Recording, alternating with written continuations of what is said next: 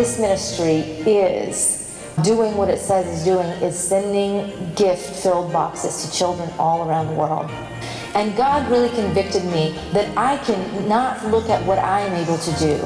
I have to look at what He is able to do. Can you imagine children received the shoeboxes and they became fruitful around the world? What would our next generation look like? I mean, God is at work.